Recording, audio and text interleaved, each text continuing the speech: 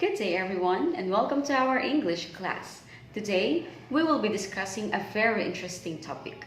But before that, allow me to ask you this question. Why do you think there is a need for a law to govern us? Imagine a life without any rules and regulations. It may sound fun at first, but when you try to ponder about it deeply, I am pretty sure that you will see how chaotic life can possibly turn out to be. Perhaps rules are made not just to tell us what to do, when to do, and how to do it. Rules are made to govern us, to put everything in order, and to make people agree towards one another. And as an intelligent FCPCian who is expected to solve problems encountered in daily lives, you should understand that in everything you do, may be it at home, in school, or elsewhere, you should follow the rules. Talking about following rules and agreement, I guess those terms are applicable in English language that requires us to be religiously following the agreement of a subject into its verb to convey a clear message. Today, we are going to talk about subject-verb agreement. Subject-verb agreement is an exciting topic. Basically, if a subject is singular, the verb must be singular. And of course, if a subject is plural, apparently the verb must be plural as well. When subjects and verbs don't agree, it can confuse the listener or readers. This will distract them from whatever information you're trying to impart upon them. Now, let us start with the basic rule, wherein a singular subject takes a singular verb, whereas a plural subject takes a plural verb. Example, the list of items is on the desk. If you know that list is the subject, well, more likely you are going to choose the word is or use the word is. Well, this rule has its exemptions. The first one, the first person pronoun I takes plural verb, just like with I go, I drive, I swim, and the likes. Next one, the basic form of the verb is used after certain main verbs such as watch, see, hear, feel, help, let, and make. Example, he watched Ronaldo score the winning goal.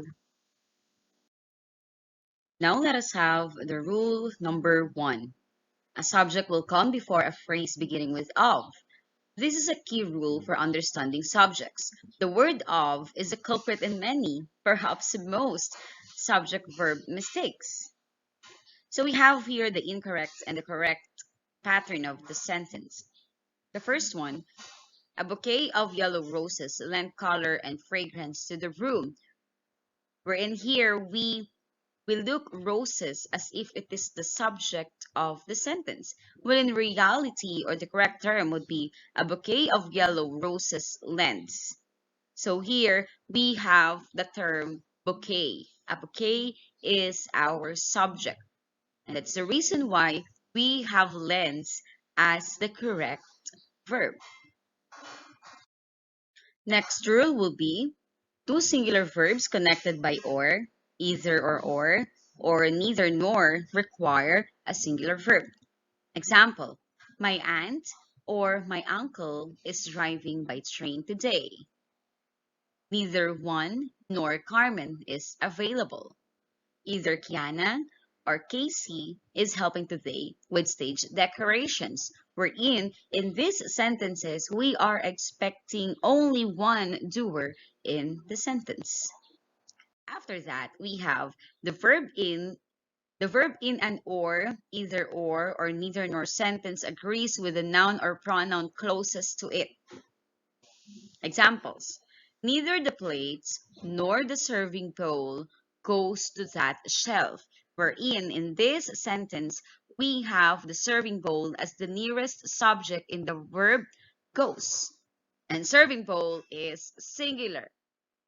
Well, going back to the basic rule, wherein if we do have a singular verb, apparently we are going to have if we have a singular subject, apparently we are going to have singular verb.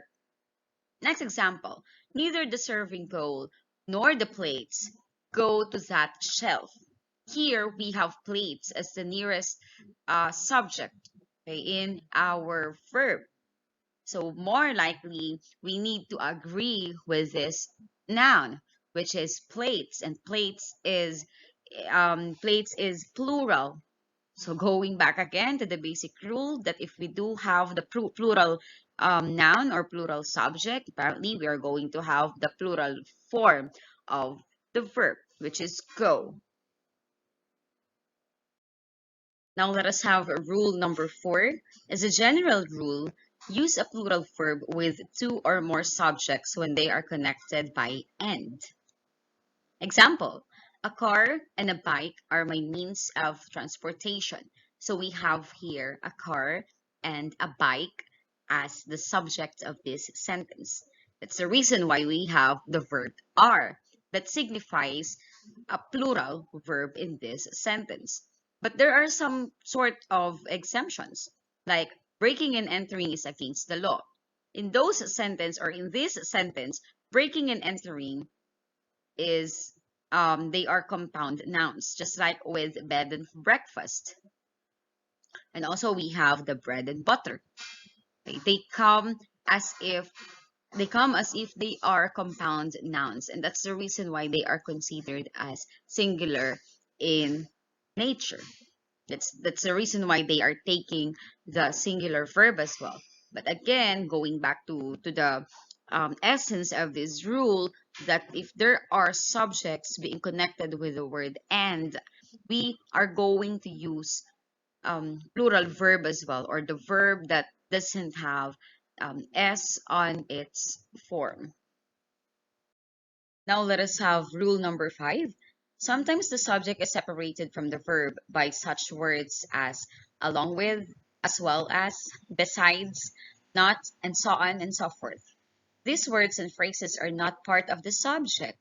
Ignore them and use a singular verb when the subject is singular and plural verb when the subject is in plural form. Example, the politician along with the newsman is expected shortly. Even though we have the intervening clause along with the newsman and we have newsman as a plural noun, we must not depend our verb on that noun, because here in this sentence, our subject is the politician, and politician is singular, and it's the reason why we have is as a singular verb as well. Same goes with the next example. Excitement as well as nervousness is the cause of her shaking. Here we also have the intervening clause as well as nervousness. And this is not our verb. Our verb here is excitement. And excitement is a singular. And that's the reason why we have is as a singular verb. Now let's talk about the next rule, which is in sentences beginning with here or there, the true subject follows the verb. Example, there are 4 hurdles to jump. Here we have 4 hurdles or hurdles as our subject in the sentence. And that is the reason why we have the verb are, that 4 hurdles follow. Next one, there is a high hurdle to jump. In this sentence, we have a singular subject, which is high hurdle. And that is also the reason why we have the verb is that represents a singular verb. Last example will be, here are the keys. Well, basically, it's obvious that keys is plural in structure. And so we have the verb are, because are signifies plural verb. Another rule, use a singular verb with distances, periods of time, sums of money, and so on when considered as a unit. Examples are, 3 miles is too far to walk. 5 years is the maximum sentence for that offense. And last example, $10 is a high price to pay. As you could see, at the first glance, you will notice that these subjects are in a plural form. But more likely, even though they are in a plural form, they act as a unit or a single unit. And that's the reason why we are using singular verbs only. With words that indicate portions such as a lot, a majority, some, all, rule 1 given earlier in this section is reversed, and we are guided by the noun after of. If the noun after of is singular, use singular verb. If it is plural, use a plural verb. Examples are, a lot of the pie has disappeared. Here we have the subject pie, and so we have has as its verb. Next one, a lot of the pies have disappeared. Now we have pies, and so we have as a plural verb. Next, a third of the city is unemployed. And so we have the word city, okay, as the subject, and so we have is as the verb. A third of the people are unemployed. Now we have the term people that showcases um, a plural form of a subject. And that's the reason why we have the plural form of the verb, which is are. Next, all of the pie is gone. Pie, it's singular. It is singular as well. All of the pies are gone. Now we have pies. So it showcases a plural subject. And so we have are because are is a singular, a plural verb. Next one, some of the pie is missing. It's just, again, pie, singular, and then is a singular verb. Last example, some of the pies are missing. So now we have pies, and it is plural. And so we have are because that signifies a plural verb as well. Next rule, with collective nouns such as group, jury, family, audience, population, the verb might be singular or plural, and it depends on the writer's intent. Examples are, all of my family has arrived or have arrived. Next one, most of the jury is here or are here.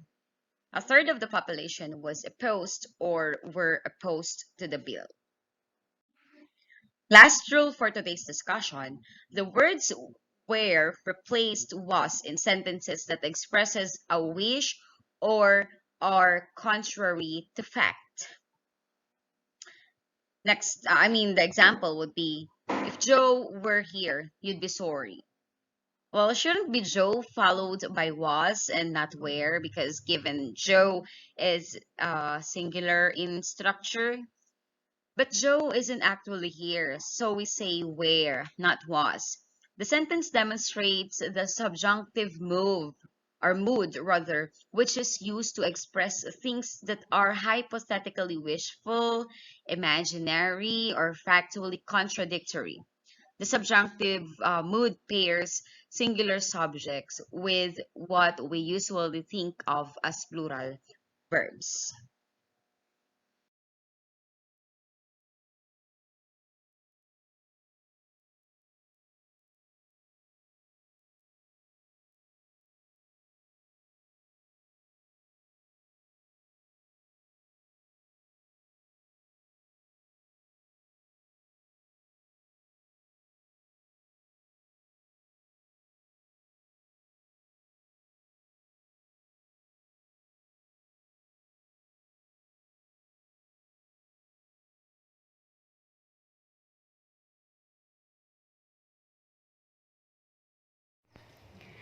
That will be all for today, and thank you so much for listening. I hope that you have learned new concepts and acquired new skills that you may use in your daily lives. Always remember that there is fun in learning.